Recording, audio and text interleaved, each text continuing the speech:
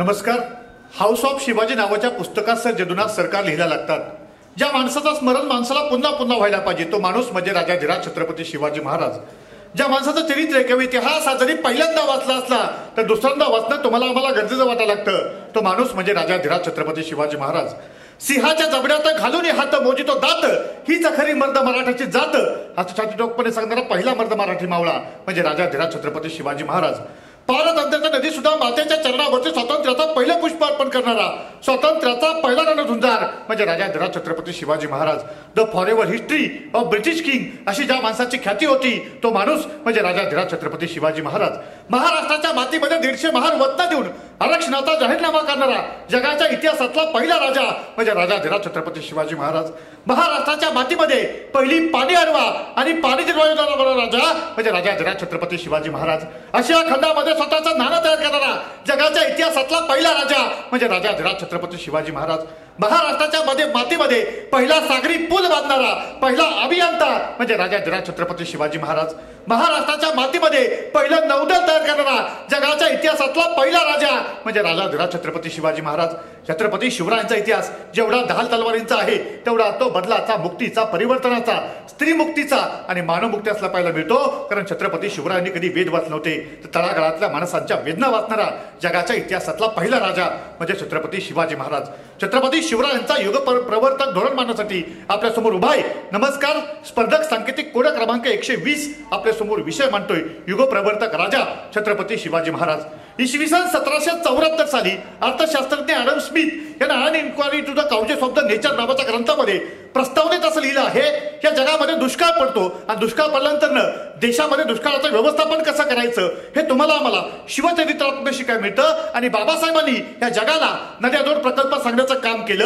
म्हणजे Adam Smith यांनी केलं हे विधान जर आम्ही लक्षामध्ये घेतलं तर आज प्रचंड मोठा दुष्काळ पडतो. या दुष्काळावरती सगळ्यात पहिल्यांदा पाणी अडवा आणि पाणी योजना राबवण्याचं काम छत्रपती शिवाजी महाराज करतात. तर रायगडावरती गंगासागर नावाचं तळं उभं करण्याचं काम करतात. म्हणजे छत्रपती शिवाजी महाराजांनी जल व्यवस्थापनाचा विचार त्या कालखंडामध्ये मांडलाय तुम्हाला मला पाहायला मिळतो. म्हणून ते मला युग प्रवर्तक वाटायला लागतात. मग युग प्रवर्तक छत्रपती शिवरायांना का म्हणायचं?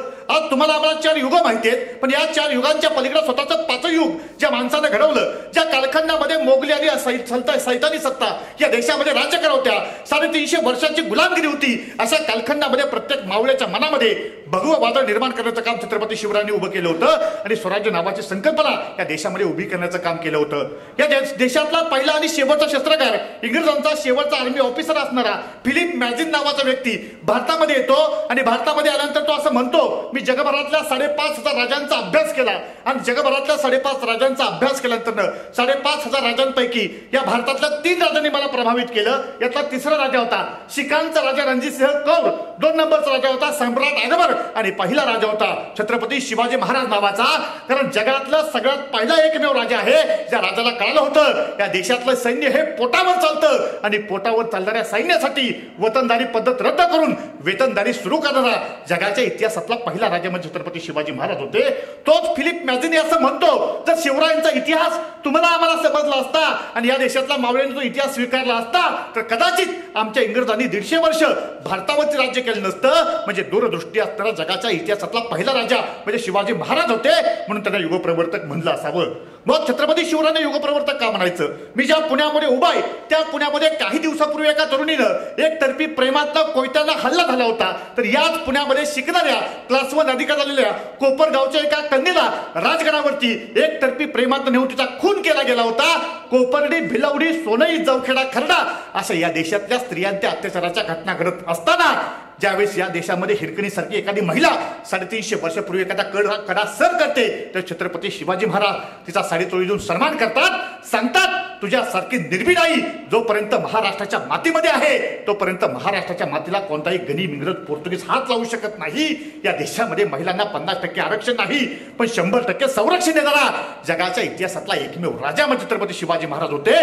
म्हणून त्यांना युग प्रवर्तक म्हटलं असावं. मग छत्रपती शिवाजी महाराजांनी काय केलं? छत्रपती शिवाजी महाराज यांचा विषय तुम्ही आम्ही बघितलं तर इसवी सन 1630 ते 1680 या 50 वर्षाचं आयुष्य, या 50 वर्षाच्या आयुष्यात तुम्हाला आम्हाला काय शिकवलं? अरे व्यवस्थापन कसं करायचं, लढायचं कसं, जगायचं कसं, धर्मासाठी कसं लढावं हे छत्रपती शिवाजी महाराजांनी शिकवलं. छत्रपती शिवाजी महाराजांनी हिंदवी स्वराज्याची स्थापना करत असताना अनेक बहुजनांना एकत्र घेतलं, 18 पगड जातीचे लोक एकत्र केले आणि स्वराज्य उभं केलं. तर धार्मिक समानता उभी करत असताना ज्यावेळेस औरंगजेब नावाचा एखादा राजा या देशातला हिंदूंवरती जे कर लावतो, त्यावेळेस औरंगजेबाला छत्रपती शिवाजी महाराज पत्र लिहितात आणि त्या पत्रामध्ये असं म्हणतात, धर्म नसतो भगव्या झेंडात, धर्म नसतो हिरव्या झेंडात, धर्म नसतो मंदिरामध्ये, धर्म नसतो मस्जिदीमध्ये, धर्म असतो माणुसकीचा. जशी तुम्हाला लोकांना वागणूक द्याल तशी लोक तुम्हाला वागणूक देतील.